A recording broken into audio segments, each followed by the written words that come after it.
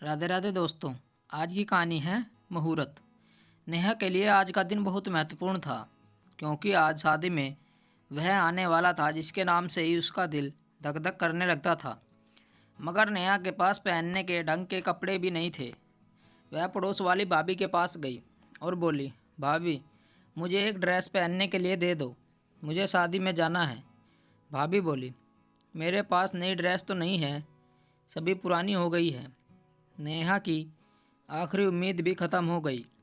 वह बिना बाप की गरीब लड़की थी। घर में बस माँ ही थी, वह भी बीमार रहती थी। नेहा खुद मजदूरी करके जैसे तैसे करके घर चला रही थी।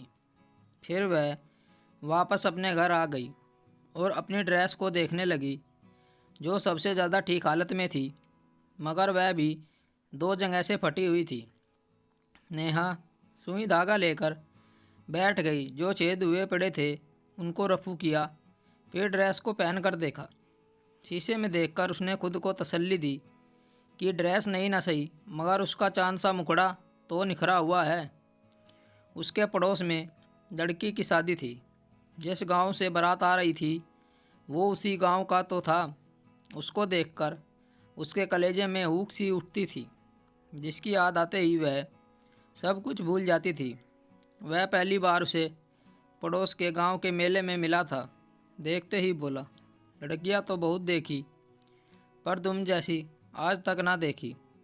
नेहा ने उसकी तरफ गुस्से में तिरछी नज़र से देखा था, फिर वहाँ से दूर हो गई थी, मगर वह तो उसके पीछे ही पड़ गया था। वह बोला, नाम पता तो बता दे मुझे, तेरे साथ शादी करनी है। नेहा बोली, गरीब के साथ मजाक मत करो। वह बोला, मजाक करने की आदत हमारे ख़ानदान में नहीं है।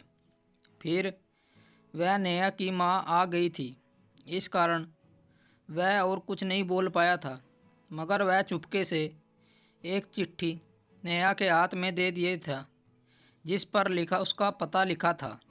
उसका नाम अनुज था। नीचे उसने अपना पूरा पता लिखा था। यह भी लिखा था कि 10 दिन बाद तुम्हारे गांव का मेला देखने आऊँगा। उसके बाद वो एक दो बार और मिले थे। यह बोला कि एक दिन मैं तुम्हारी माँ से पास तुम्हारा हाथ मांगने ज़रूर आऊँगा, मगर उस बात को आज 1 साल हो गया था। न वह आया, न उसकी कोई खबर आई थी। नेहा का दिमाग कहता था कि उसके साथ मजाक हुआ है। गरीब को कौन अपने घर की रौनक बनाता है, मगर उसका दिल कहता था कि एक दिन वह ज़रूर आएगा। आज उस गांव की बारात आ रही थी, तब उसका दिल रह रहकर धड़क रहा था। नेहा को जब पता चला कि बारात डेरे में आ चुकी है, तो वह दूल्हे को देखने के बहाने कुछ लड़कियों के साथ वहां पहुंच गई। उसकी नज़र ने उसे बहुत तलाशा, मगर वह कहीं नज़र नहीं आया। वह नहीं मिला तो नेहा वापस घर आ गई, मगर जैसे ही उसने घर में प्रवेश किया तो उसने देखा वो माँ के पास बैठकर कह रहा था कि माँ, आज मुझ पर भरोसा करो, मैं आपको और आपकी बेटी का जीवन भर ख्याल रखूँगा। नेहा उसे देखकर बेसुध सी हो गई थी। ना उम्मीदों की ज़िंदगी जीते जीते थक गई थी। उसे अनुज के सिवा दुनिया में किसी पर भी भरोसा नहीं था। 1 साल से जब उसका कोई समाचार नहीं मिला तो वह निराश हो गई थी।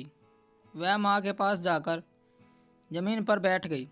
अनुज बोला, पिताजी नहीं रहे, इस कारण बहनों की शादी की जिम्मेदारी मुझ पर आ गई थी, इसलिए कमाने के लिए परदेश चला गया था।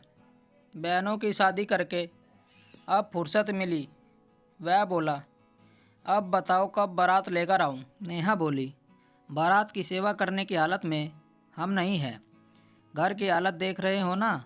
अनुज बोला, तुम घर पर ही रहना, मैं कुछ देर बाद आता हूँ। इतना कहकर वह चला गया। नेहा उससे कुछ बातें और करना चाहती थी, मगर वह जल्दी से चला गया। नेहा कुछ समझ नहीं पाई।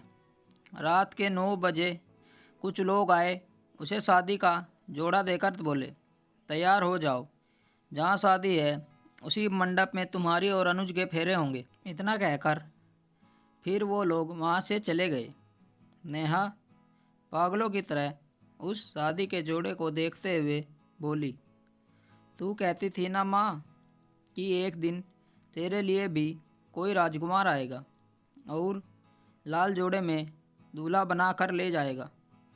वह आ गया माँ। ले माँ, अपनी बेटी को तैयार कर दे।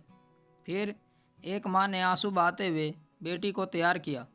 न कोई शहनाई बजी, न किसी औरत ने गीत गाए, न तेल चढ़ाया गया, न उतारा गया, न भाई था, न कोई सखी सहेलियाँ।